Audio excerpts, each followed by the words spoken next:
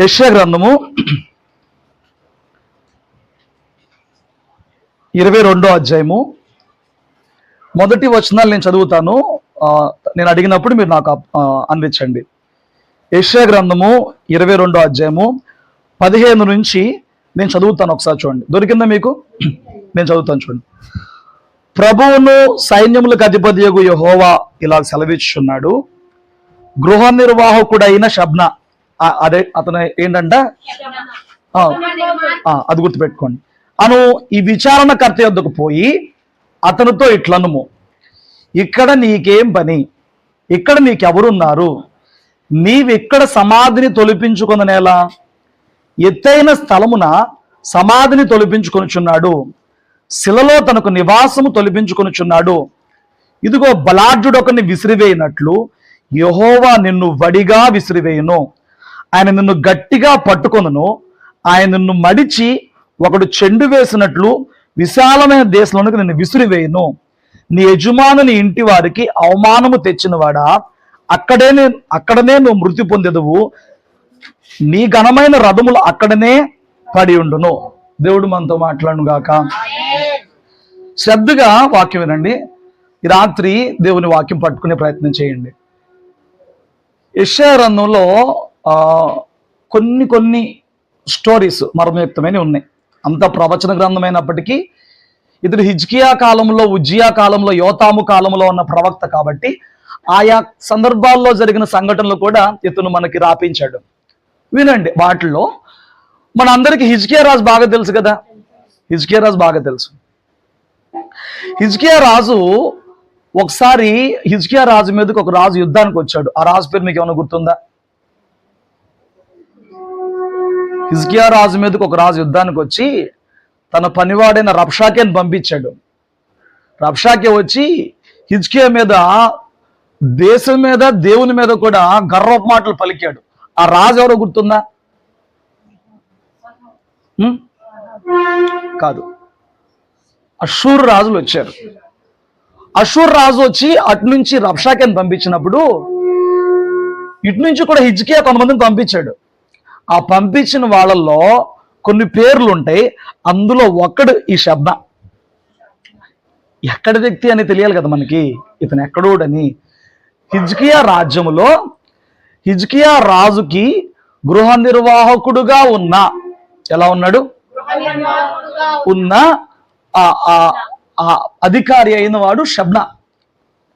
ఇప్పుడు ఇతని గురించి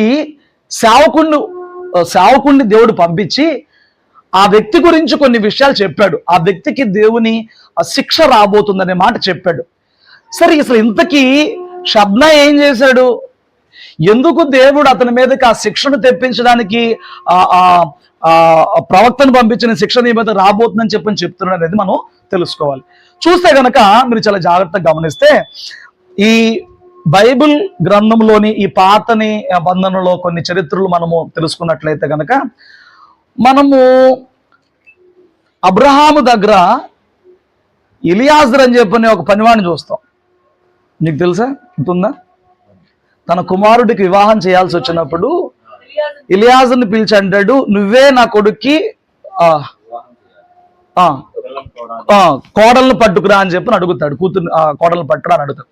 సో ఏంటి, ఇప్పుడు ఆ ఇంట్లో పెద్ద పాలేరుగా ఉన్న వ్యక్తి, మన భాషలో చెప్పాలంటే గృహ నిర్వాహకుడు. సో మొత్తం మెయింటెనెన్స్ అంతా అండర్ కంట్రోల్ వాళ్ళదే. యజమానుడు ఉన్నప్పటికి కూడా ఆ మెయింటెనెన్స్ కంట్రోల్ అంతా ఎవరిది? వాళ్ళదే.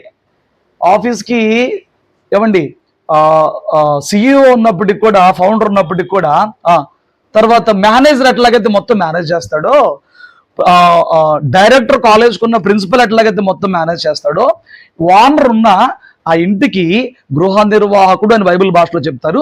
వాడిదే మెయింటెనెన్స్ అంతా, వాళ్ళదే మెయింటెనెన్స్ అంతా. అబ్రహాం దగ్గర ఎవరున్నారు? ఎలియాజర్ ఉన్నాడు, మీకు తెలుసు. సో ఇక్కడ విషయం ఏంటంటే, హిజ్కియా రాజుకి ఆ గృహ నిర్వాహకుడు ఈ షబ్నా.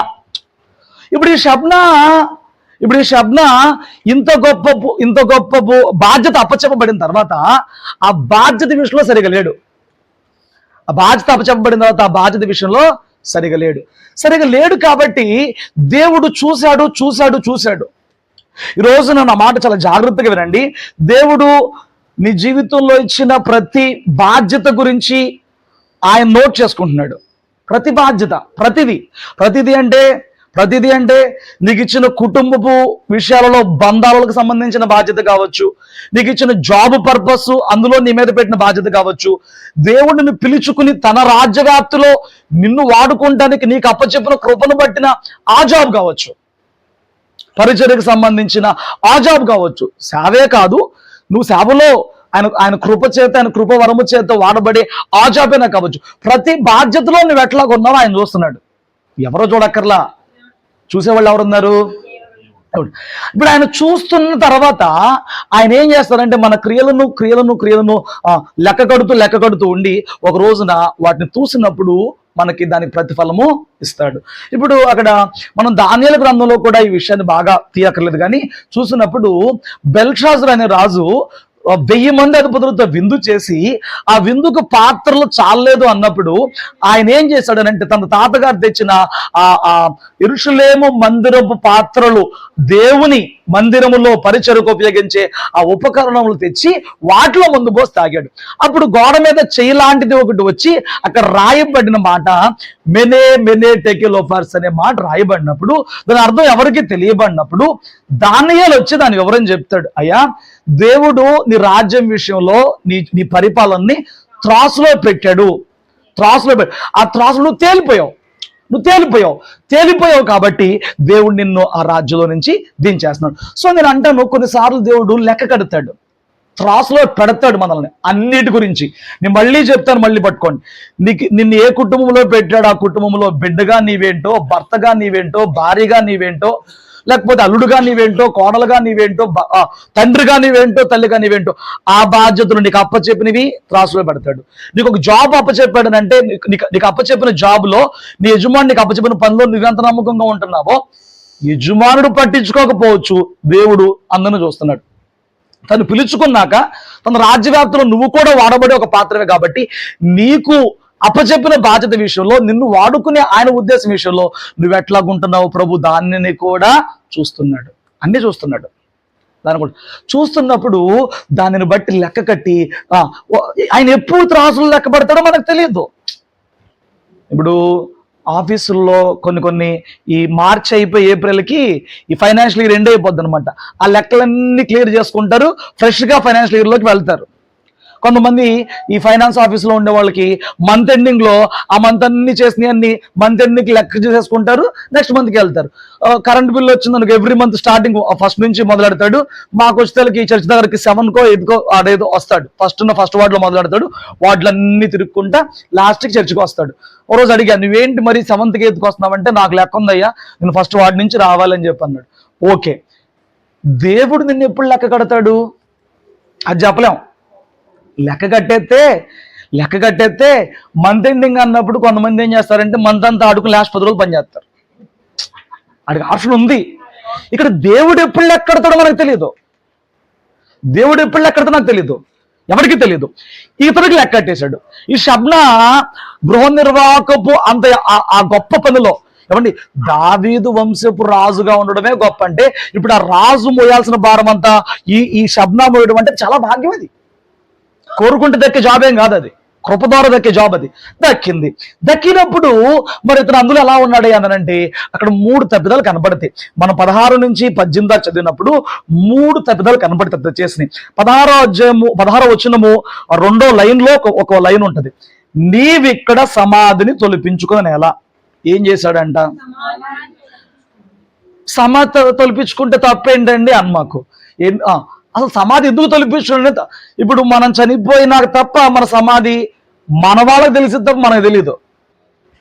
మన సమాధి డిజైన్ ఎట్లా ఉంటుందో, మన సమాధి సైజ్ ఎంత ఉంటుందో, పెట్టి ఎంత ఉంటుందో మనకేమని తెలుసా? మన ప్రాంతంలో వెళ్ళిపోద్ది. వాళ్ళ కొండ ప్రాంతం, వాళ్ళు చనిపోక మునిపే వాళ్ళది వాళ్ళు కొనుక్కోవాలి. ఇల్లులు కొనకపోయినా కానీ పాతి పెట్టుకునే సమాధి స్థలం మాత్రం వాళ్ళు కొనుక్కోవాలి. వాళ్ళ పరిస్థితి అలా ఉంటుంది. సో దావీదు వంశపు రాజులని, రాజవంశపు ప్రజలను అందరినీ కూడా సపరేట్ ప్లేస్లో పాతి పెడతారు. రాజవంశపు ప్రజలందరినీ కూడా సెపరేట్ ప్లేస్లో పాతి పెడతారు. అయితే ఇతను రాజవంశపు వాడు కాదు కదా, ఇతడు రాజేం కాదు కదా, రాజకుమారుడేం కాదు కదా, గృహ నిర్వాహకుడే కదా. అయినప్పటికీ రాజుల సమాధిలో ఇతను సమాధి తొలిపించుకున్నాడంట. అదేం చూపిస్తుంది? ఎక్కడ కోరుకున్నాడంట సమాధిని? నువ్వు పోయినాక నిన్ను ఎక్కడ పెడితే పెడతారు కదా ఎక్కడో చోట. సామాన్య ప్రజల్లో పాతిపెట్టి పడితే నీకేమన్నా నివరబట్టదా? అక్కడ చచ్చినోడికి ఏముంటది? అక్కడ అతను సమాధి తొలిపించుకున్నాడు. 18వ వచనంలో ఆఖరి లైన్లో నీ ఘనమైన రథములు అక్కడే పడి ఉండును అంటున్నాడు. అంటే రాజుకు రథాలు కావాలి. ఇతను రథాలు ఎందుకండి? ఇతను అధికారం ఉంది కాబట్టి ఆ గృహ నిర్వాహకు లెక్కలు ఎవడు అడగడానికి ఈయన లెక్కలు ఎవరు అడగరు, దేవుడు అడుగుతాడు. సో ఇతడు ఏం చేస్తున్నాడు? తనకు రథాలని, తనకి పరివారముని ఏర్పరుచుకున్నాడు. ఆ స్టేటస్ మెయింటైన్ చేసే ప్రయత్నం చేస్తున్నాడు. తగునా నీకు? తగదు. జాగ్రత్త పట్టుకోండి. ఎందుకు తగుతానంటే రాజు కేటాయించాలి నీకు. రాజు నీకు జాబ్ ఇచ్చినప్పుడు రాజు కేటాయించాలి. మీరు బాగా చూడండి, యోసేపుని ఫరో ఇంట్లో ఫరో గృహ నిర్వాహకుడిగా దేశం మీద సెకండ్ రాజుగా పెట్టినప్పుడు ఫరో తన వేలు ఉంగరం ఇచ్చింది కాకుండా 2వ రథం రాజెక్కిచ్చాడు. 2వ రథం ఎవరెక్కిచ్చారు? రాజెక్కిచ్చాడు. ఇక్కడ ఇతను రాజెక్కించలా, ఇతడే రథాలు కొనుక్కున్నాడంట. జాబ్ ఉందిగా, రథాలు మెయింటైన్ చేస్తున్నాడంట. చేయకూడదు, చేస్తున్నాడు. 2. 3వ విషయం ఏంటి? 18వ వచనంలోనే 3వ లైన్ చూద్దాం. 3వ లైన్, నీ యజమానుని ఇంటి వారికి అవమానం తెచ్చిన వాడా. ఒక మిస్టేక్ ఏంటంటే తన జాబ్ని బేస్ చేసి గర్వించి సమాధి తొలిపించుకున్నాడు. 2వ మిస్టేక్ ఏంటంటే రథాలు సిద్ధపరుచుకుని కాస్త మెయింటెనెన్స్ చేసే ప్రయత్నంలో ఏమన్నా హుందా కావాలి అంటే అది ఇవ్వలా. దేవుడు ఇవ్వకుండా అది కోరుకోకూడదు కదా. ఫరో రాజు యోసేపుకి ఇచ్చాడు. సో అక్కడ ఓకే, ఆమోదించవచ్చు దాన్ని. ఇక్కడ రాజు ఇవ్వకుండా నువ్వు ఎందుకు చేస్తున్నావు? అది చేయకూడదు. 3వ విషయం ఏంటంటే అతను ఉన్న జాబ్ను బట్టి తన యజమానుడికి మేలు జరగాలి. కానీ నీ యజమానుని ఇంటి వారికి అవమానం తెచ్చిన వాడా ఏం తెచ్చాడంట? అవమానం తెచ్చాడంట. నీ కుటుంబానికి నువ్వు మేలు చేస్తున్నావా, అవమానం చేస్తున్నావా? నీ భర్తకు నువ్వు మేలు చేస్తున్నావా, అవమానం చేస్తున్నావా? నీ జాబ్లో నువ్వు ప్రతి చోట, ఇక నువ్వు 3 చోట్ల అప్లై చేసుకోవడమే. దేవుని దగ్గర, జాబ్లో, కుటుంబంలో, ప్రతి చోట నువ్వు మేలు తెస్తున్నావా? నిన్ను బట్టి నీ కుటుంబానికి అవమానం తెచ్చి పెడుతున్నావా? తెచ్చి పెడితే ఒకవేళ వాళ్ళు ఏం చేయలేరు, తల్లిదండ్రులు ఏం చేయలేరు. భర్తకు ఒకసారి ఏం చేయలేడు, అమ్మో దీని జోలి పోవద్దు అనుకుంటాడు. ఒకసారి భార్య భర్త జోలిపో, ఇంక ఈయన అడగలేము ఎందుకులే అని చెప్పని జోలిపోరు. దేవుళ్ళు లెక్క అడుగుతాడు. గుర్తుపెట్టుకోండి, దేవుళ్ళు లెక్క అడుగుతాడు. దేవుళ్ళు లెక్క అడుగుతున్నప్పుడు నీవు ప్రతి బాధ్యత విషయంలోనూ నమ్మకంగా ఉంటే, ప్రతి బాధ్యత విషయంలోనూ నీ బాధ్యత నమ్మకంగా నెరవేర్చి నీ బాధ్యతను బట్టి చేయాల్సిన మేలు వాళ్ళకి చేసేస్తే దేవుడు నీకు బెటర్ పొజిషన్ ఇస్తాడు, నీకు బెటర్ చాయిస్ ఇస్తాడు, నేను ఇంకా బెటర్లో తీసుకొస్తాడు, నేను ఇంకా ఉన్నత స్థితికి తీసుకొస్తాడు. అలా కాని పక్షంలో అక్కడి నుంచి ఇచ్చి పరీక్షించి శోధించినాక నువ్వు అక్కడ నిలుపుకోలేనప్పుడు అక్కడి నుంచి దేవుడు కిందకి తెచ్చేస్తాడు. చూడండి, నేను అంటున్నాను, నువ్వు నీకు అప్పచెప్పిన దేవుడు నిన్ను నమ్మి నీకు అప్పచెప్పిన బాధ్యతలు అన్నింటిలో కూడా నమ్మకమైన వ్యక్తిగా ఉన్నావా? దేవుని బిడ్డ ఎప్పుడు కూడా దేవుని ఇతరులు నమ్మేవాడిగా, ఇతరుల నమ్మకాన్ని కాపాడుకునేవాడిగా ఉంటాడు. జరిగింది అలాగా. స్తోత్రం చెప్పండి. ఒకసారి మీరు ఈ విషయం గురించి మీరు లోతుగా వెళ్దామయ్యా అంటే ఒకసారి ఆదికాండము 39వ అధ్యాయము 39వ అధ్యాయం 8వ వచనం చదువుదామా? ఒప్పక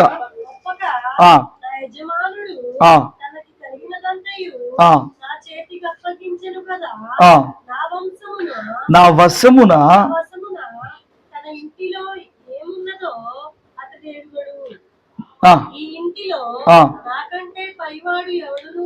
ఈ మాటలు చెబుతున్నది యోసేపు గారు. ఈ మాటలు చెబుతున్నది యోసేపు గారు. ఎవరికి చెప్తున్నాడయ్యా అంటే పొతీఫర్ భార్యకి చెప్తున్నాడు. పొతీఫర్ ఎవరయ్యా అంటే అతన్ని కొనుక్కుని పనిలో పెట్టుకున్నాడు. ఇప్పుడు పనిలో పెట్టుకున్నప్పుడు కొన్ని దినాలకే తన యజమాని అంట ఇంటిలో పెత్తనం అంతా అతనికి అప్పచెప్పేసేసి ఇంట్లో పెత్తనం అంతా అతనికి అప్పచెప్పేసేసి ఇక ఆ ఇంట్లో ఏముందో ఏం లేదో అతనికి తెలియదంట. యజమానురాలు వచ్చి నువ్వు రా నాతో పాపం చేయంటే అక్కడ అంటాడు, నువ్వు ఆయన భార్యవు కాబట్టి నిన్ను తప్ప మిగతా అందరినీ మొత్తాన్ని నీ భర్త నా చేతికి అప్పచెప్పాడు, నేను ఇప్పుడు నమ్మక ద్రోహం చేయను అన్నాడు. ఆ స్థితి ఎందుకు వచ్చింది? నమ్మకత్వాన్ని బట్టి. ఇప్పుడేమంటున్నాడు, నన్ను నమ్మి ఇంత స్థితికి నీ భర్త తీసుకొచ్చిన తర్వాత ఇప్పుడు నమ్మక ద్రోహం నా యజమానుడికి నేను చేయను అంటున్నాడు. స్తోత్రం చెప్పండి. అయితే నేను అంటున్నా, పొతీఫర్ యోసేపుని ఎంత నమ్మాడు అనంటే, ఆ ఇంట్లో ఎంత ఉందో, బ్యాంకులో ఎంత ఉందో, అకౌంట్లో ఎంత ఉందో, ఎంతమంది పనోళ్ళు ఉన్నారో, పొలంలో ఎన్ని బస్తాలు పండుతున్నాయో, ఎన్ని కొబ్బరికాయలు వస్తున్నాయో, ఎన్ని రొయ్యలు వస్తున్నాయో చేపల చెరువులో, అసలు అతనికి ఏమీ తెలియదు. ఇంటికి హాయిగా వస్తాడంట, తింటాడంట, వెళ్ళిపోతాడంట. డబ్బులు కావాలంటే యోసేపు దగ్గర తీసుకుంటాడు, ఏదైనా కొనుక్కోవాలంటే యోసేపుకి చెప్తాడు. మొత్తం మెయింటెనెన్స్ యోసేపే. ఒక్క పుల్ల, చీపురు పుల్ల కూడా యోసేపు తెలియకుండా బయటికి వెళ్దు, లోపలికి కూడా రాదు. ఎందుకు ఆ స్థితి? నమ్మకత్వం. నేను అన్నాను ఈ రాత్రి నిన్ను నీ భర్త నమ్ముతాడా? నీ భార్య నమ్మిద్దా? నువ్వు మాట చెబితే నీ మాట నీ భార్య ఆమోదించగలదా? నీ మాట చెప్తే ఆ మాటను నీ బిడ్డలు ఆమోదించగలరా? నువ్వు మాట చెబితే నీ మాటను నీ తల్లిదండ్రులు ఆమోదించగలరా? ఆ నమ్మకము నీ దగ్గర ఉందా? ఆ నమ్మకము నువ్వు కాపాడుకుంటున్నావా? ప్రతి చోట నీ ఓనరే ఉన్నాడు, నీ ఓనర్ నిన్ను నమ్ముతాడా? నీ యజమాని నిన్ను నమ్ముతాడా? ఏసే నిన్ను నమ్ముతున్నాడా? ఆ నమ్మకత్వం బట్టే నీ భవిష్యత్తు ఉంటుంది. ఆ నమ్మకత్వం బట్టే నీకు దీవెనలు ఉంటాయి. ఆ నమ్మకత్వం బట్టే నీకు ఆశీర్వాదాలు ఉంటాయి. ఆ నమ్మకత్వం లేకపోతే ఈ షబ్నా మీదకి దేవుని కోపం వచ్చినట్లు నీ మీదకి నా మీదకి కూడా దేవుని కోపము వస్తుంది. జాగ్రత్త. నమ్మకం ఉండాలి. మాటల్లో నమ్మకం ఉండదు కొందరికి, క్రియలలో నమ్మకం ఉండదు కొందరికి, ఏమండి వ్యక్తిత్వంలో నమ్మకం ఉండదు కొందరికి. నమ్మొచ్చో నమ్మకూడదో, వాడు చేస్తానన్న మాట, వాడు ఇచ్చిన మాట, వాడు చెప్పిన మాట, దేవుని సన్నిధిలో చెప్పిన మాట చేస్తాడో చేయడో, పాటిస్తాడో పాటించడో, ఏమండి నమ్మకం తెలియదండి, చెప్పలేం చాలా విషయాల్లో. కానీ నువ్వు నమ్మకమైన వ్యక్తివైతే, నువ్వు నమ్మకమైన ప్రతి చోట దేవుణ్ణి మహింపరచగలవు. దేవుణ్ణి మహింపరిచి ప్రతి చోట దేవుని దీవెనింకను పొందుకోగలవు. ఒక చోట ఒక పాస్టర్ గారు మీటింగ్ అని చెప్పి వెళ్ళాడంట. ఆ మీటింగ్కి వెళ్ళిందే అక్కడ 2 రోజులు ఉపవాస ప్రార్థనలు అంటే అక్కడ మీటింగ్స్ కానీ వెళ్ళినప్పుడు అక్కడ ఒక వ్యక్తి వచ్చాడంట. ఒక వ్యక్తి వచ్చినప్పుడు ఆ వ్యక్తి ఈ వైశ్యాస్ కుటుంబానికి చెందిన వ్యక్తి వచ్చాడంట. ఆ వ్యక్తి వచ్చాడంట, అయ్యా నేను మిమ్మల్ని చూద్దామని వచ్చాను, నన్ను చూద్దాకేముందనంటే నా పేరు ఇర్మియానే, మీ పేరు ఇర్మియా, నా పేరు మీద ఉన్న సేవకుడు ఎవరో అని చూద్దామని వచ్చాను అన్న తర్వాత, మంచిదండి నేనే ఇర్మియా గారిని వందాలని చెప్పిన తర్వాత, అయితే నేను నా సాక్ష్యం మీకు చెప్పాలి, నేను అట్టా మారానో మీకు చెప్పాలి అన్నాడంట. చెప్పండి వింటాను అని చెప్పినానంటే, ఈ ఊరంతట్లో మా కమ్యూనిటీలో మొట్టమొదటిగా మారింది మేమే. మా కమ్యూనిటీలో చాలా మంది సామాన్యంగా మారరు, కానీ మొట్టమొదటిగా మారింది మేమే. Okay, very good. ఎలా మారారు మీరు అని అడిగినప్పుడు అతను చెప్పాడంట, అయ్యా నేను మారడానికి కారణం, నేను మా ఇంట్లో ఉన్న ఒక పని మనిషి మూలంగా నేను మారాను. పని మనిషి మూలంగా నువ్వు ఎట్లా మారావు అని అంటే, మాది లంకంత కొంప, మాకు బోళ్ళని పనులు, మేము ఉదయం లేగిస్తే వెళ్ళిపోతాం, ఎప్పుడు వస్తాం ఇంటికి తెలియదు, ఎప్పుడు తింటామో తెలియదు, ఎప్పుడు ఉంటామో తెలియదు, మేము బిజీగా ఉంటాం మాకున్న పరిస్థితులను బట్టి. అయితే మా ఇంట్లో పనోళ్ళు ఉండేవాళ్ళు, ఎవ్వరూ నమ్మదగిన వాళ్ళు కాదు. మేము మా ఇల్లు చీపురేసుకొని ఊడితే అరగంట పట్టిద్దండి. మా ఇంట్లో పనమే 10 నిమిషాలు ఊడ్చేద్దండి. వాడికి అర్థమైందా? వాళ్ళు ఊడ్చుకుంటే, చీపురేసుకుని ఊడ్చుకుంటే కనీసం అరగంట 30 గంట పట్టిద్దంట. పోనీ ఎంత తక్కువ ఊడ్చి 20 నిమిషాలు ఊడవచ్చు, 10 నిమిషాలు అయిపోయిందని ఇంతంట. ఏమండి, ఆ అంట్లు తవ్వుతారంట, ఎక్కడ జుడ్డు అక్కడే ఉంటుందంట. ఆ బట్టలు తవ్వుతారంట, ఎక్కడ మురికి అక్కడే ఉంటుందంట. నమ్మలేరంట. వీళ్ళు మార్చుకోళ్ళు వస్తే అలాగే ఉన్నారంట, వాళ్ళని మార్చుకోళ్ళు వస్తే అలాగే ఉన్నారంట, వాళ్ళని మార్చుకోళ్ళు వస్తే అలాగే ఉన్నారంట, ఎవరిని మారుస్తున్నా అలాగే ఉన్నారంట. సరే, ఆ తర్వాత ఎలాగో ఆ ఇంటికి ఒక క్రైస్తవురాలు వచ్చింది, పనికి వచ్చింది. సరే, వీళ్ళు ఇక మామూలుగా మారుతూ ఉన్నారంట. వచ్చింది. ఈ అమ్మాయి విషయంలో ఏం జరుగుతుందంటే, ఈ అమ్మాయి పొదిగ్గా అరగంట పైనే ఊడుస్తుందంట ఇల్లు. ఎక్కడ పాచి పట్టుకుంటానికి కానీ, కంప్లైంట్ పట్టుకుంటానికి కానీ లేదంట. బట్టలు ఉతికితే ఆయన చెప్తున్నారంట, అయ్యా మా ఇంట్లో ఆడవాళ్ళు కూడా అంత శుభ్రంగా ఉతకరేమో, అంత నీట్గా బట్టలు ఉతికిద్దండి, చక్కగా అంట్లు తోమిద్దండి, చక్కగా పనిచేస్తుందండి. అంతేకాదు ఆ అమ్మాయి అంత నమ్మకమైందంటే, మా రూపాయి ఎక్కడైనా పోయినా, మా వస్తువు ఎక్కడైనా పడిపోయినా ఆ అమ్మాయి తీసుకొచ్చి మా చేతిలో పెట్టింది తప్ప ఆ అమ్మాయి ఎప్పుడు కూడా చేతి వాటం చూపించిన ఆనవాళ్ళు మాకు తెలియదు. సరే, అసలు ఈ అమ్మాయి ఎంత నిజమైంది, ఎంత నికాసని తెలుసుకుందామని ఒకరోజు మా బెడ్రూమ్లో బట్టలన్నీ చంద్రబందరకేసి 10,000 చిల్లరే, ఎంతో చిల్లరే అక్కడక్కడ పడేసాం. ఇటు పక్కన ఏదో బంగారం వస్తువు పెట్టేసేసి మేము వదిలేసి వెళ్ళిపోయాం ఇల్లు. 2 రోజుల తర్వాత వచ్చాం. 2 రోజుల తర్వాత వస్తే ఆ అమ్మాయి మా దగ్గరకు వచ్చినాక మా దగ్గరకు వచ్చి, అయ్యా ఇదిగోండి మీరు బెడ్రూమ్లో నేను రూమ్ అంతా చదువుతున్నప్పుడు అక్కడ పడిపోయిన డబ్బులు కనిపించింది, ఇదిగో 10,000 చిల్లర, వీళ్ళు ఎంత అయితే లెక్క పెట్టి అక్కడ పెట్టెళ్ళారో అంతా అక్కడ ఉందంట. వీళ్ళు ఏ బంగారు పోస్తే వదిలేసి వెళ్ళారో అది అక్కడ ఉందంట, నమ్మకంగా చేతిలో పెట్టిందంట. వాళ్ళు ఆశ్చర్యపోయి, అమ్మా మాకు ఎంతో మంది పని వాళ్ళు మారారు, మేము ఎక్కడ ఇంత యథార్థత చూడలేదు, నమ్మకత్వం చూడలేదు, ఇంత నువ్వు యథార్థంగా ఉండడానికి గల కారణం ఏంటమ్మా అని అడిగినప్పుడు అప్పుడు చెప్పిందంట, అయ్యా నా దేవుడు నమ్మకమైన వాడు, నా దేవుడు నమ్మకత్వాన్ని నేర్పించిన వాడు, నా దేవుని నమ్ముకున్న తర్వాత నేను ఎక్కడా కూడా అన్యాయం చేయడానికి కానీ అపనమ్మకంగా ఉండడానికి కానీ ఇష్టపడుతున్న వ్యక్తిగా నేను ఈ రోజుకి లేను, ఇప్పుడు తర్వాత కూడా ఉండను చెప్పిందంట ఆమె. అప్పుడు ఆ వ్యక్తి కనిపించిందంట, నమ్ముకున్న దేవుణ్ణి బట్టి అసలు ఈ వ్యక్తిలోనే ఇంత ఆశ్చర్యపోయే నమ్మకత్వం ఉంటే అసలు ఆ దేవుడు ఎంత నమ్మకమైన వాడు అని చెప్పి ఈ వ్యక్తి ఏం చేశారంటే బైబిల్ తెప్పించుకుని బైబిల్ చదివినాక సత్యమైన దేవుడు ఎవరో, నిజమైన దేవుడు ఎవరో తెలుసుకుని ఈయనప్పుడు మార్చబడ్డాడంట. ఆ నమ్మకత్వం ఇతరులకు కూడా దీవెనకరంగా మారింది. నీలో నమ్మకత్వం ఉండాలి, కానీ నీ నమ్మకత్వాన్ని బట్టి దేవుడు ఎట్లా వాడుకోగలడో, ఎట్లా వాడుకుని ఇతరులకు నిన్ను మేలుగా చేయగలడో, ఎట్లా వాడుకుని నిన్ను ఆస్వాదించగలడో అట్లా నిన్ను ఆస్వాదించేవాడిగా ఉంటాడు. హల్లెలూయా. అయితే నీకు అప్పచెప్పబడిన పనిలో నువ్వు ఎట్లా ఉన్నావు చూడండి. ఇక్కడ యోసేపు ఎంత నమ్మకంగా ఉన్నాడు. యజమానుడు వచ్చి, ఎవరికి తెలిసింది రహస్యంగా చేసే పని కదా, రా పాపం చేద్దామంటే, నా యజమానుడు నన్ను నమ్మాడు, నిన్ను తప్ప నాకంతా అప్పచెప్పాడు, నేను దేని మీదైనా అధికారం చలాయించవచ్చు, నీ మీద తప్ప అని పారిపోయాడే తప్ప పాపానికి చోటిచ్చిన వాడిగా లేదు. నమ్మకత్వాన్ని కాపాడుకున్నాడు. అంతేనా? యోసేపులో ఉన్న నమ్మకత్వపు పాలు అంతేనానంటే, యోసేపు యజమానుడికి ఎప్పుడు అవమానం తేలేదులే, కానీ యజమానుడికి ఎప్పుడైనా లాభం తెస్తానికే చూశాడు. యోసేపు ఏం చేశాడు తెలుసా? యజమానుడికి ఎంతసేపు లాభం తెస్తాడు. మనం ఏంటనంటే ఇంకేమన్నా సాలరీ పెంచుతాడా, ఇంకేమన్నా డబ్బులు పెంచుతాడా, ఇంకేమన్నా ఓవర్ టైంలో మనం ఎంతసేపు మన లాభం చూస్తాం. ఇక్కడ యోసేపు యజమానుడి లాభమే ఎక్కువ చూశాడు. ఎలాగంటారా? ఒకసారి ఆదికాండం 47వ అధ్యాయం తీస్తే 13 నుంచి నేను చదువుతాను చూడండి, వరుసగా చదవాలి. 13 నుంచి చదువు చూడండి. తొరిగిందా? 47:13. కరువు మిక్కిలి భారమైనందున ఆ దేశం మనందరిలో ఆహారం లేకపోయాను. కరువు వలన ఐగుప్తు దేశమును కానాను దేశమును క్షీణించును. వచ్చిన వారికి ధాన్యం అమ్ముట వలన ఐగుప్తు దేశంలోను కానాను దేశంలోను దొరికిన ద్రవ్యమంతా యోసేపు సమకూర్చను. చూడండి, 7 సంవత్సరాలు కరువు వచ్చింది, ధాన్యం అంతా ఈయన దాచిపెట్టాడు. 7 సంవత్సరాలు కరువుకు ముందు సమృద్ధి అయిన పంట పడినప్పుడు ధాన్యం అంతా దాచిపెట్టాడు. ఈ 7 సంవత్సరాల కరువులో దాచిపెట్టిన ఆ ధాన్యం అమ్ముతున్నప్పుడు 1-2 సంవత్సరాలు ఏం జరిగిందంటే, వాళ్ళ దగ్గర ఉన్న డబ్బులంతా తీసుకొచ్చి యోసేపుకి ఇచ్చి ధాన్యం కొనుక్కు వెళ్ళిపోయారు. 2 సంవత్సరాలు 3 సంవత్సరాలకి వాళ్ళ దగ్గర డబ్బులు లేకుండా అయిపోయింది. ఇప్పుడు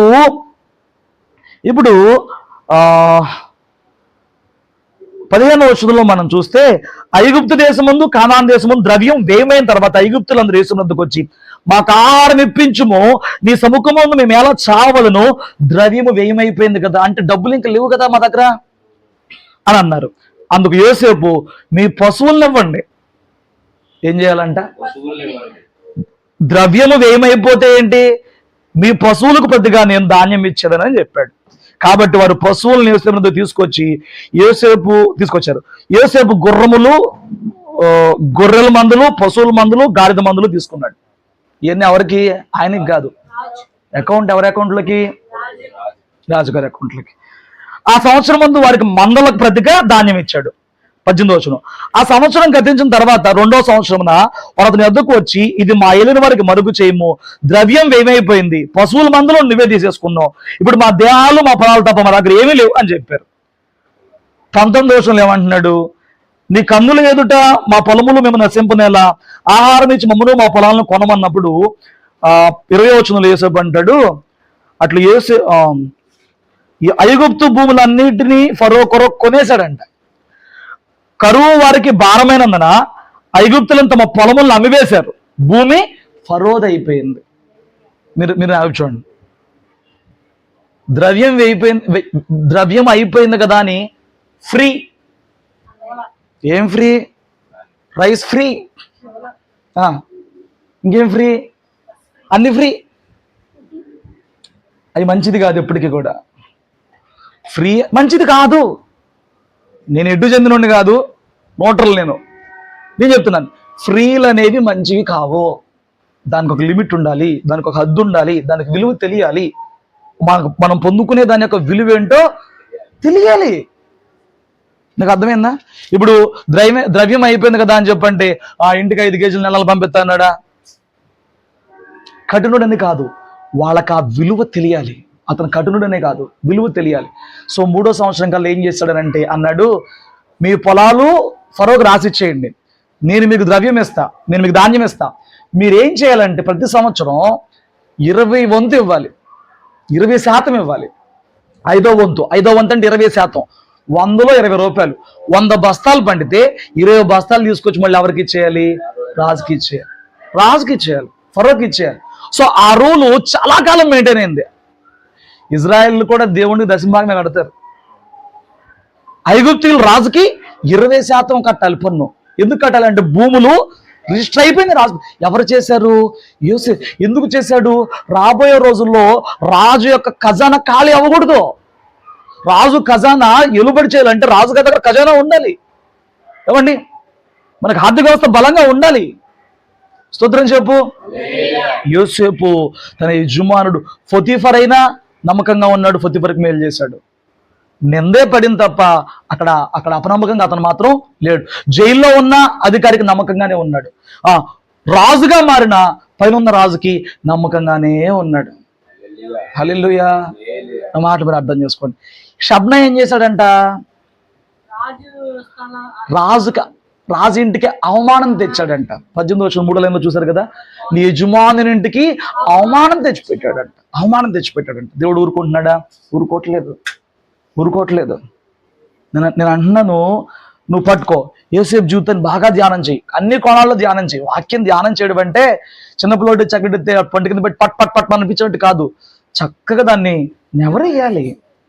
నీకు దేవుడు ఈ జీవితానికి సంబంధించిన అనేక విషయాలు నేర్పిస్తాడు. జ్ఞానం. యోసేపు జీవితాన్ని పరిశీలన చెయ్యి, ఎంత నమ్మకస్తుడిగా ఉన్నాడో. నేను ఇప్పుడు అడుగుతున్నాను, నువ్వు నమ్మకమైన వ్యక్తివేనా? నీ భర్తకి, నీ భార్యకి, నీ కుటుంబానికి విలువ తెస్తున్నావా? అవమానం తెస్తున్నావా? నీ సంఘానికి, దేవుడిని దీవించాలి కదా. యోసేపుని అంతకంతకని దీవించండి. నమ్మకస్తుడు. తన చిన్నప్పుడు కూడా అన్నయ్యలు తప్పు చేస్తుంటే అది తీసుకొచ్చి తండ్రికి చెప్పేవాడు. నమ్మకస్తుడు. చూస్తూ ఊరుకోడు. నమ్మకస్తుడు. నీతిని కోరేవాడు. దేవుడు అతను కోరాడు. నువ్వేం కోరతావో దాన్ని బట్టి దేవుడు నీకేం ఇవ్వాలో కోరతాడు. హల్లెలూయా. ఒకసారి సామెతలు 28:20 ఒక మాట ఉండి చదవండి. సామెతలు 28:20.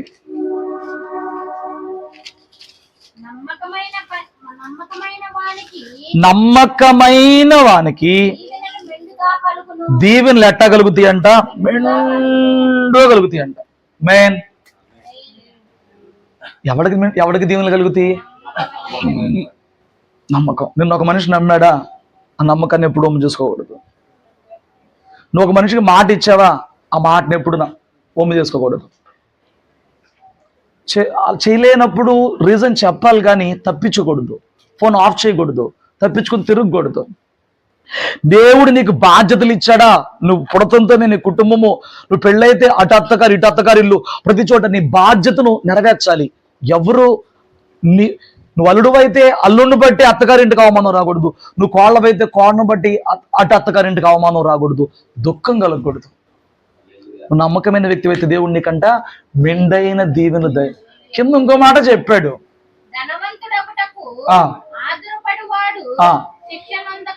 నమ్మకత్వం కాకుండా నాకు నీతి ముఖ్యం, నాకు నమ్మకత్వం ముఖ్యం, నాకు యథార్థత ముఖ్యం అని చెప్పి నమ్మకత్వం కాకుండా ఏ మార్గం అయితే ఏంటి ధనమే కావాలని చెప్పి ప్రాకులాడితే ధనవంతుడు దానికి అతురుపడేవాడు, అంటే ఆత్రపడేవాడు, ఆశపడేవాడు, తొందరపడేవాడు శిక్షలోకి వెళ్తాడంట. నా మాటని అర్థం చేసుకోవాలి. దీవెన ఎప్పుడు కూడా step by step, step by step, step by step వచ్చింది. మొదట త్వరితముగా దొరికిన స్వాస్థ్యము తొదకు దీవెన ఒక్కసారిగా ఏదో జరిగిందనుకో వాడు దీవెన పొందడంట. కానీ దీవెన ఎలా వచ్చింది అంటే step by step, step by step, step by step వచ్చింది. కానీ మనకేం కావాలనంటే ఫస్ట్ స్టెప్ ఎక్కామంటే లాస్ట్ స్టెప్ ఎక్కేయాలి, 10th స్టెప్ ఎక్కేయాలి, మధ్యలో అన్ని జార్ నడ్డరు కొట్టుకోవాలి. లేకపోతే ఒకటి ఎక్కామంటే 2వ మెట్టు ఎక్కాలి. ఏమండి, నేను 10 ఏళ్ళకి జాబ్ చేస్తున్నానండి, 10 ఏళ్ళకి జాబ్ చేస్తున్నా, 6 నెలలు అయింది, ఇల్లు 20,000 అడగనా? ఎట్ట కోరుకుంటావు నువ్వు? 2 ఏళ్ళు కోరుకో, 6 నెలలు రూపాయలు 2 ఏళ్ళు వస్తాయి. ఇంకో సంవత్సరం అయింది, మళ్ళీ అడుగు, ఇంకో 2 నెలలు ఆడు పెంచాలి కదా. అసలు నువ్వు ఆ నమ్మకంలో ఉండాలి కదా. నీలో అంటే నేను వదులుకోను, నువ్వు ఎక్కడికి వెళ్ళొద్దు, నేను ఇస్తానని చెప్పని వాడు నీ నమ్మకత్వాన్ని బట్టి, నీ పనితనం బట్టి వాడు ఆతురపడాలి కదా, నిన్ను కోరుకోవాలి కదా. స్తోత్రం చెప్పండి. 101వ కీర్తనలో 6వ వచనంలో ఇట్లా అంటాడండి,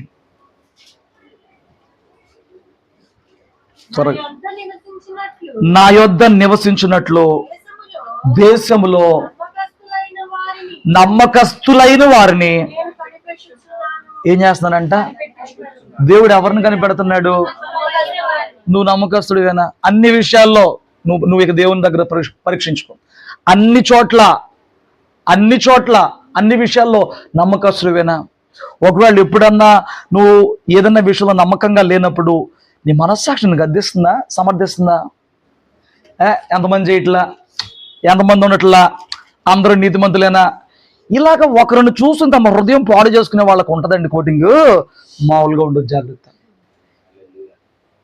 ఒకరిని చూసుకుని హృదయం నువ్వు ఎందుకు పాడు చేసుకోవాలి? పాడు చేసుకోవచ్చా? పాడు చేసుకో. ఒకరిని చూసి నీ హృదయాన్ని ఎప్పుడూ కూడా పాడు చేసుకోకూడదండి. స్తోత్రం చెప్పండి. దేవుడు ఈ రాత్రి ఏమి కనిపెడుతున్నాడు, దేవుడు ఈ రాత్రి ఏం కోరుకుంటున్నాడయ్యా అని చెప్పదనంటే దేవుడు నమ్మకత్వాన్ని కనిపెడుతున్నాడు. ఎవరు నమ్మకస్తులు కనిపెడుతున్నాడు. చాలా మంది నమ్మకత్వం ఎక్కడ తెలిసిపోద్ది చెప్పనా? మీరు చెప్పండి.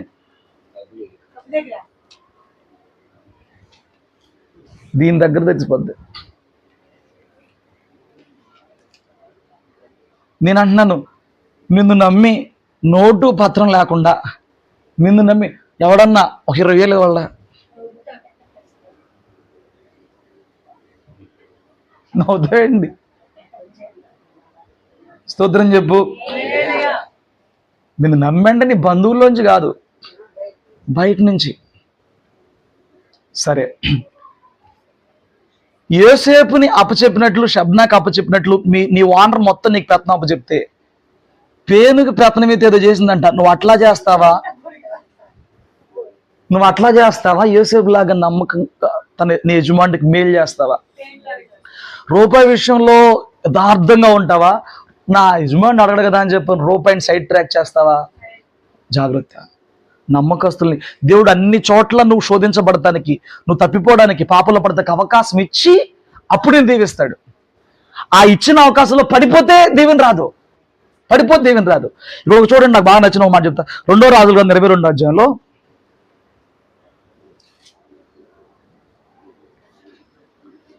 2వ రాజుల గ్రంథము 12వ అధ్యాయం ఏంటండి, 22 కన్నా ఇది కూడా 2 ఒకటే. 12వ అధ్యాయము 14-15 వచనాలు. మరమ్మత్తు పని చేయు వారికి మాత్రము ఆ ద్రవ్యము ఇచ్చి యెహోవా మందిరమును మరలా బాగు చేయించిరి. 15వ వచనం. మరియు వారికిచ్చుటకై ఆ ద్రవ్యము అప్పగింత పెట్టుకుని వారు నమ్మకస్తులని వారి చేత నమ్మకస్తులైతే యజమాని లెక్క అడగడు. ఇది గుర్తుపెట్టుకో, నువ్వు నమ్మకస్తులు అయితే అడగకపోయినా లెక్క చెప్తావు. నా బాగా నీకు అర్థమైందా? నేను ఒక కంపెనీ ఓనర్ అండి.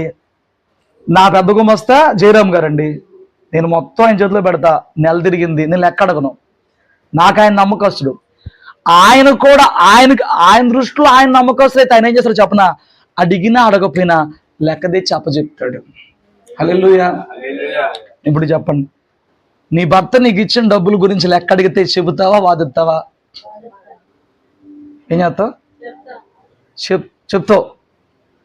అవి కూడా అడగాలా అంటావా? చెప్పరా? నేను ఇంతకుముందు చెప్పా, ఇప్పుడు చెప్తున్నా. ఈ రోజుకి నేను మా ఇంటికి వెళ్ళి సెంటర్కి వెళ్ళి ఏదైనా తెమ్మంటే రూపాయి మిగిలిన అక్కడ పెట్టేస్తా. చిన్నప్పటి నుంచి ఆ రూపాయి మీద, ఈ రోజుకే నాకు రూపాయి మీద లేదు.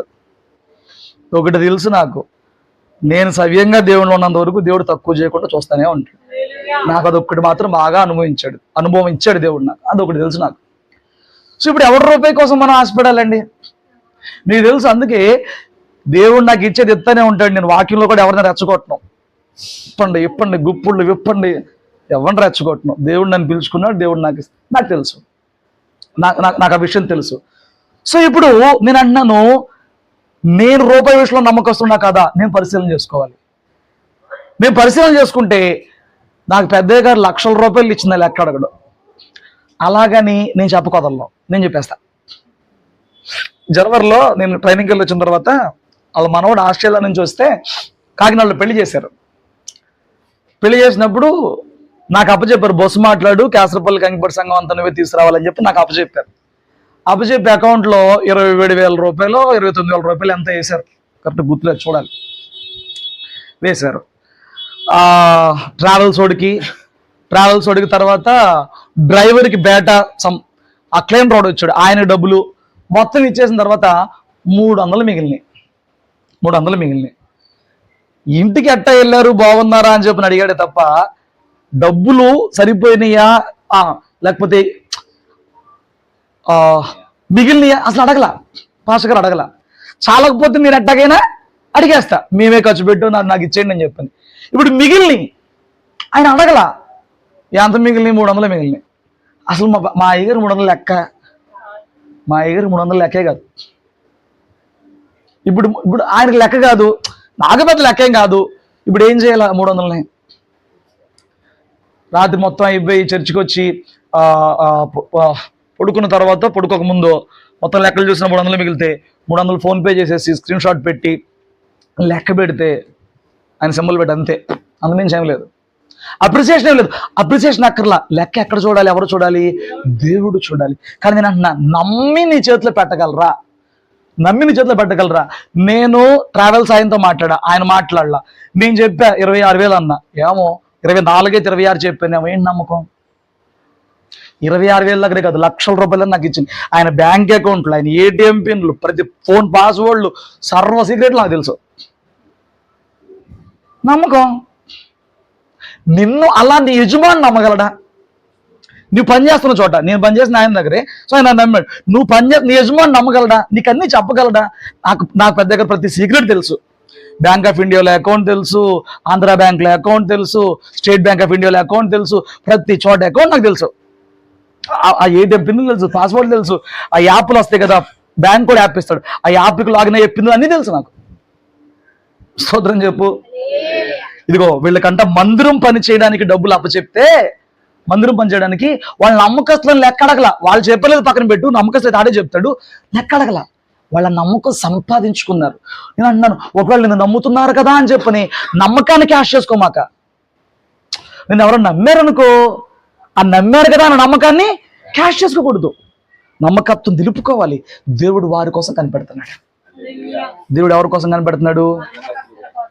అందుకే 25వ అధ్యాయంలో వాళ్ళకి తలాంతులు ఇచ్చిన తర్వాత 5 ఇచ్చినోడు 10 సంపాదిస్తే అంటాడు, బలా మంచి నమ్మకమైన దాసుడా, నువ్వు ఈ మిక్కిలి కొంచెంలో నమ్మకంగా ఉన్నావు. మిక్కిలి కొంచెంలో నమ్మకం, నేను ఇంకా అధికమైన. నువ్వు కొంచెంలోనే నమ్మకంగా ఉండాలండి. దీనికైనా కొంచెంలో కూడా నమ్మకంగా ఉండాలి. స్తోత్రం చెప్పండి. దేవుడు పాత నిబంధనలో ఈ భూలోకానికి ఆయన రావడానికి ఒక వంశావళిని కోరుకున్నప్పుడు ఎవరిని కోరుకున్నాడు? దావీదు పైన అబ్రహామును కోరుకున్నాడు. అబ్రహాముని ఎంత ఆశీర్వదించాడు? ఈ రోజుకి వారి సంతానం ఆశీర్వదించబడతాను. నేను మీకు ఒక మర్మం చెప్పనా? అబ్రహాంనే దేవుడు ఎందుకు ఎన్నుకున్నాడు? ఎక్కడుంది అలాగా? నా ఇల్లంతట్లో నమ్మకమైన వాడు మోషే. నా ఇల్లంతట్లో నమ్మకమైన వాడు ఎవడో? మోషే. నేను మీకు ఒక వచనం చూపిస్తాను. నెహెమ్యా గ్రంథం 9వ అధ్యాయం.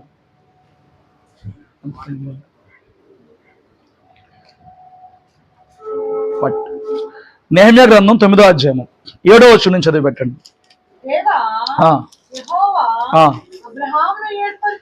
ఎవరిని ఏర్పరచుకున్నాడంట? ఏర్పరచుకుని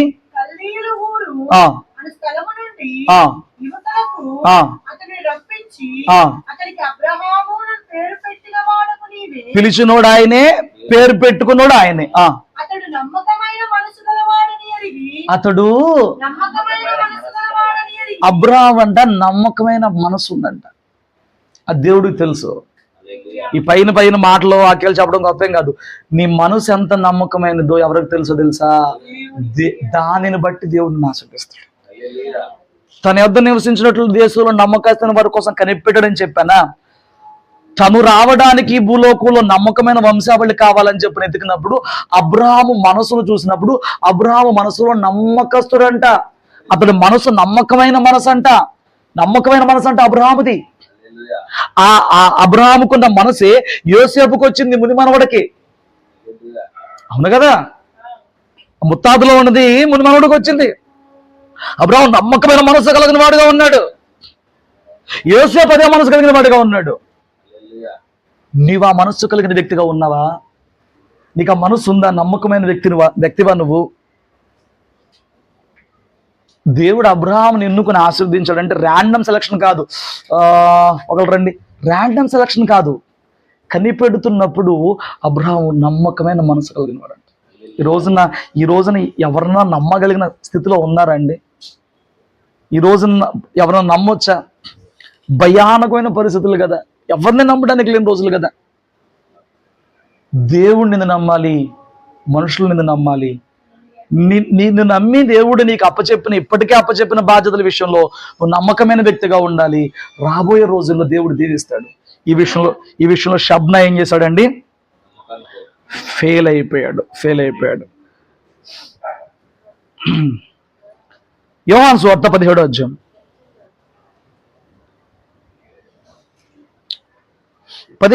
యోహాను సువార్త 17వ అధ్యాయంలో యేసు ప్రభు వారు తండ్రికి ప్రార్థన చేస్తున్న అధ్యాయం ఇది. ఒక నిమిషం అమ్మ. యేసు ప్రభు వారు ప్రార్థన చేశారు. ప్రార్థనలో ఆయన అప్పచెప్పుకుంటున్నాడు ఒక పని. మీకు చెప్తాను చూడు, 4వ వచనం చూడు.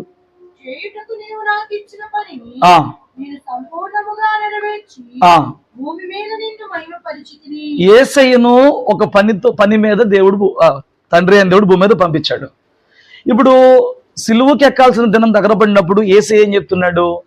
చేయటానికి నువ్వు నాకేం పని ఇచ్చావో ఆ పనిని సంపూర్ణంగా నెరవేర్చాను. యేసయ్యే లెక్క అప్పచెపితే నేను అర్థం చేసుకోవాలి వాక్యాన్ని లోతుగా. యేసయ్యే భూమి మీదకి వచ్చి తిరిగి వెళ్ళిపోయేటప్పుడు లెక్క అప్పచెప్తున్నాడు. చేయడానికి నువ్వు నా చేతికి ఏం పని? సంపూర్ణం చేశాను, కంప్లీట్ చేశాను అంటున్నాడు. మరి నీకు అప్పచెప్పిన బాధ్యతను దేవుడు నువ్వు కంప్లీట్ చేస్తున్నావా? నీ మీద ఎంతమంది ఆత్మల భారం ఉందో, నీ కుటుంబాన్ని ఒక మంచిగా కట్టుకునే భారం ఉందో, నీ భర్తకి ఏమంటే ఒక విలువైన భార్యగా, గుణవతైన భార్యగా, విలువ తెచ్చే భార్యగా, నమ్మకంగా జీవించే ఆ పని దేవుడు నీకు ఇచ్చాడు. నీకు ఏ పని దేవుడు నీకు ఇచ్చాడు అది గుర్తించి అక్కడ నమ్మకంగా జీవిస్తున్నావా? ఆ నమ్మకమైన వ్యక్తిగా నువ్వు ఉండగలుగుతున్నావా? నువ్వు లెక్క అప్పచెప్పుకోవాల్సిన రోజు వచ్చినప్పుడు ఇలా యేసయ్య చెప్పినట్లు, యోసేపు జీవించినట్లు నువ్వు ధైర్యంగా ఉండగలవా? నమ్మకంగా నాకేం భయం? లెక్కలన్నీ పర్ఫెక్ట్గా ఉంటే ఎవరికేం భయం? ఇన్కమ్ ట్యాక్స్ రెడీ అయిందనంటే ఎప్పటికప్పుడు కట్టేసేవాడికి ఏం భయం అండి? బ్లాక్ మనీ చేసేవాడికే భయం. కానీ దేవుని పిలుపు రాత్రి నీకు వస్తే, ఈ రాత్రి నీకు అప్పచెప్పిన పని అంతటిని కూడా చూసినప్పుడు నేను సంపూర్తి చేశా, నాకు అప్పచెప్పిన అన్ని పనులు, కుటుంబ విషయాలే కానీ, చేతికిచ్చిన బాధ్యత, జాబే ఏదైనా, ప్రైవేట్ అయినా గవర్నమెంట్ అయినా, జాబే కానీ దేవుని సంఘములో నాకు అప్పచెప్పిన ఆ బాధ్యతే కానీ నేను నమ్మకంగా నెరవేర్చాను అని యేసయ్య తను అప్పచెప్పుకున్నట్టు నువ్వు అప్పచెప్పగలవా? చెప్పగలవా? చెప్పలేకపోతే నువ్వు అందుకే దేవుని కోల్పోతున్నావు, నువ్వు అందుకే మేలు కోల్పోతున్నావు, నువ్వు అందుకే కృప కోల్పోతున్నావు, నువ్వు అందుకే సమాధానం కోల్పోతున్నావు. నీకు ఇచ్చిన చోట నమ్మకంగా లేవు కాబట్టి నువ్వు ఇంకా నెక్స్ట్ స్టెప్కి దేవుడు తీసుకెళ్ళట్లేదు. నువ్వు ఆత్రపడుతున్నావు. ధనవంతుడికి ఎదురుపడేవాడికి శిక్ష వచ్చింది. ఈ షబ్నా గారు చేసినట్టు చేస్తున్నావు నువ్వు కొన్నిసార్లు. షబ్నా ఏం చేశాడు? యజమాని ఇంటికి మేలు చేయాలి, యజమాని ఇంటికి అవమానం తెచ్చాడు. మళ్ళా ఒకసారి రండి, నేను మళ్ళా ఆ ముగింపు మన మూలవాక్యానికి వచ్చి ముగింపులోకి వెళ్తాను. యెషయా 22వ అధ్యాయము, యెషయా 22వ అధ్యాయము 19 నుంచి ఇప్పుడు నేను చదువుతాను చూడండి. షబ్నా గురించి చెప్పాడు ఏమేం తప్పు చేశాడు. ఇప్పుడు అతని గురించి చెప్తున్నాడు. 19 వచనం, నీ స్థితి నుండి దొరికిందండి. నీ స్థితి నుండి యెహోవానకు నేను నిన్ను తొలగించదును, నీ ఉద్యోగము నుండి ఆయన నిన్ను తీసివేయును. ఏం చేస్తాడంట? ఆ హిజ్కియా దగ్గర గృహ నిర్వాహకుడిగా బతికి ఆ స్థితి తీసేస్తాడంట. ఆ దినమున నేను నా సేవకుడగు హిల్కియా కుమారుడు ఎలియాకీముని పిలిచి, ఇప్పుడు ఎవరికి ఇస్తారంట జాబు? అతనికి నీ చొక్కాయిని తొడిగించి నేను అడుగట్టు చేత అతన్ని బలపరిచి నీ అధికారం అతనికి ఇచ్చేదను. అతడు యెరూషలేము నివాసులకును యూదా వంశస్థులకును తండ్రి అగును. నేను దావీదు ఇంటి తాళపు అధిక భారమును అతని భుజం మీద ఉంచెదను. అతడు తీగ ఎవడును ముయ్యజాలడు, అతడు ముయ్యిగ ఎవడును తీయజాలడు.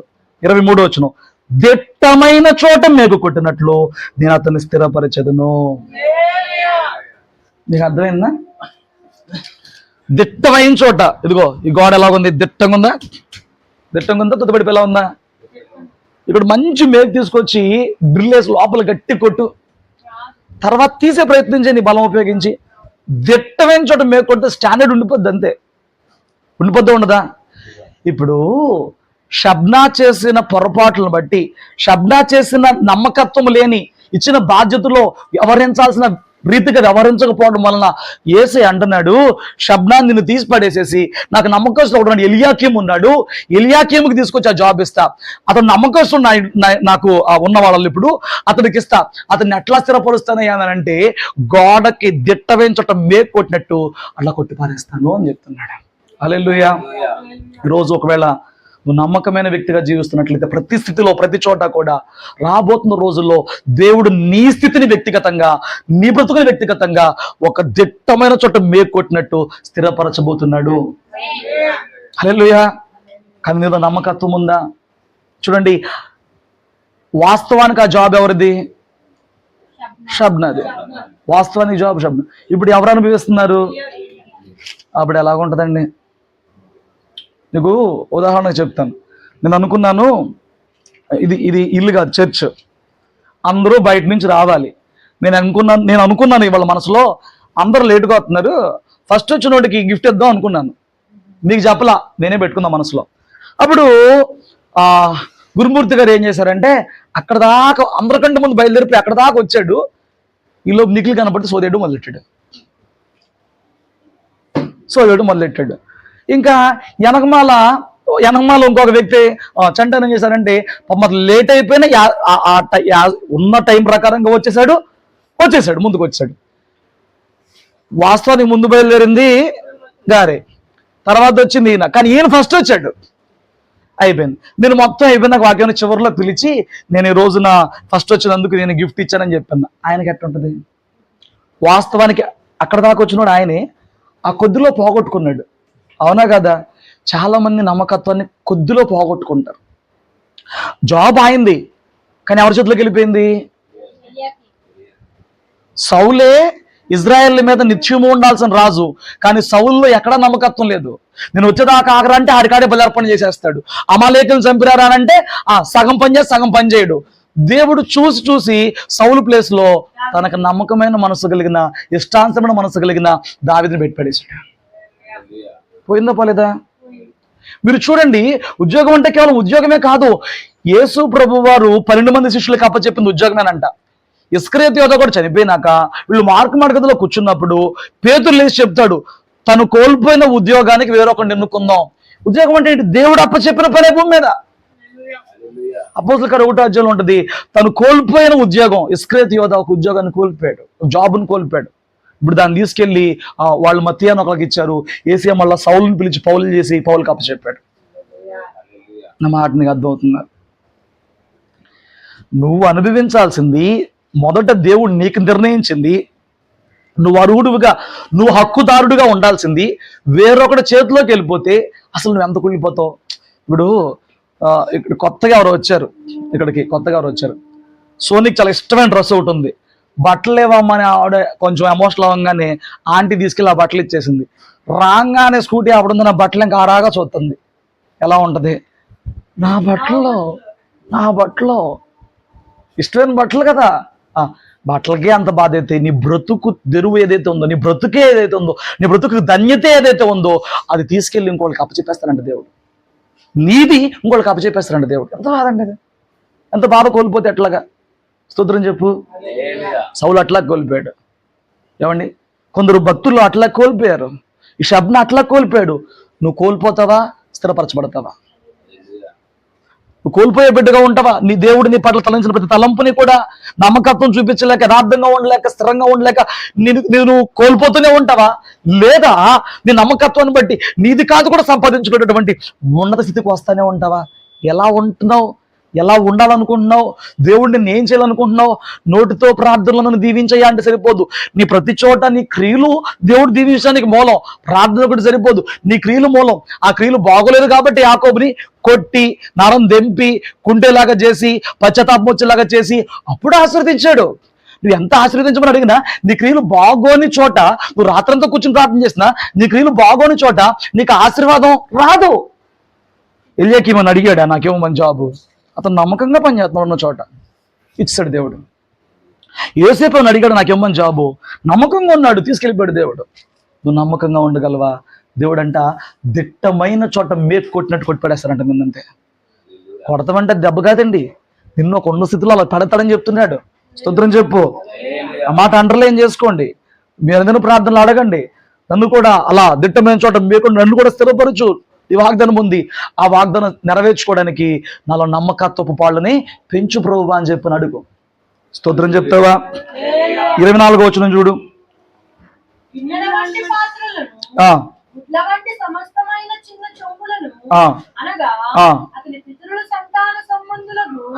పిల్ల జల్ల అందరినీ చూసారు ఏమంటున్నాడు? మేకు కొట్టుకున్నామంటే మేకేం పెట్టుకుంటాం? అది వాడు మేకు కొట్టి క్యాలెండర్ పెట్టాడు, అక్కడ మేకు కొట్టి ఆ ఫోటో ఫ్రేమ్ పెట్టారు. మేకు కొట్టి దానికి ఏదో తగిలేస్తాం. ఇప్పుడు యేసయ్య గోడకి ఇతన్ని కొట్టి స్థిరపరిచి ఇతని మీద వేలాడదెత్తాడంట. అంటే ఇతని మీద, అంటే ఇతనిని వేరే వాటికి ఆధారంగా ఉంటారు. ఇప్పుడు ఆ క్యాలెండర్ అక్కడ వేలాడుతుందంటే ఆ మేకే ఆధారం కదా, ఆ ఫోటో ఫ్రేమ్ ఉందంటే ఆ మేకే ఆధారం కదా. అలా తన పితరుల, తన సంతానపు, తన తల్లిదండ్రుల లేదా తన పితరుల సంతానపు సంబంధాలందరికీ ఈయన ఆధారంగా ఉంటాడంట. ఈయన ఒకళ్ళ మీద ఆధారపడి బతకడం కాదంట. ఈయనే తన సంతానపు పిల్లా జల్లా అందరికీ కూడా ఈయన ఆధారం అవుతాడంట. ఎవరు? ఎల్యాకీము. ఈయన నమ్మకస్తుడు అని చెప్పని తీసుకెళ్ళి జాబులో పెట్టినాక ఎల్యాకీము ఎలా అవుతాడంట? అందరికీ ఈయనే ఆధారం అవుతాడంట. ఒకళ్ళ మీద ఈయన ఆధారపడేలా కాదు, నువ్వు ఒకళ్ళ మీద ఆధారపడి బతికేలా కాదు, నువ్వే అనేకులకు ఆధారమయ్యేలాగా దేవుడు నిన్ను మేకువలే కొట్టి స్థిరపరచబోతున్నాడు. దాని కొరకు నువ్వు చేయాల్సిందల్లా నమ్మకత్వం. నమ్మకమైన వాడికి మెండైన దీవెనలు కలుగుతాయి. అబ్రహాము నమ్మకమైన మనసు కలిగిన వాడిగా ఉన్నాడు. యోసేపు నమ్మకస్తుడిగా ఉన్నాడు. శోధించబడిన నమ్మకస్తుడిగానే ఉన్నాడు. యజమానికి మేలు చేస్తూనే వచ్చాడు. దేవుడు నమ్మకస్తుల్ని వెతుకుతున్నాడు. ఆ నమ్మకస్తుడుగా నీవు ఉంటే నిన్ను కూడా అలా కొట్టి ఆశీర్వదించి రాబోతున్న రోజుల్లో నీ మీద అనేకులు ఆధారపడి బతికేలాగా, నీ వలన అనేకులు జీవనోపాధి పొందేలాగా, నీ వల్ల అనేక బ్రతుకు ముందు కొనసాగేలాగా దేవుడు నువ్వు వాడుకోబోతున్నాడు. అట్టి కృప, అట్టి భాగ్యము రాగల రోజులు ఈ కుటుంబానికి, వాక్యం ఉన్న ప్రతి బిడ్డకి నమ్మకత్వాన్ని బట్టి దేవుడు దయచేయును గాక. ప్రార్థన చేసుకున్న తల వంచండి.